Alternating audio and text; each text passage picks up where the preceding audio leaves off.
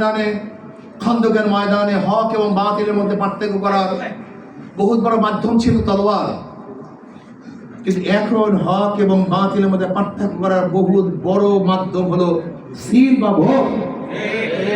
ধরে নেন, আজকে যদি ইসলাম বিজয় হয়, সংসদ ইসলামী হুকুমত কায়েম হবে, বাংলাদেশ ইসলামের পক্ষে রায় হবে, কোরআন ও সুন্নাহর রায় বাস্তবায়ন হবে।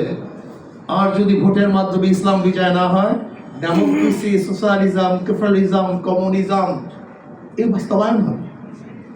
যদি আজকে ভোটের মাধ্যমে ওলামায়ে কেরাম বিজয় হয়, জনাব মুহাম্মদ রাসূলুল্লাহ সাল্লাল্লাহু আলাইহি ওয়াসাল্লাম উত্তরসূরির বিজয় হবে।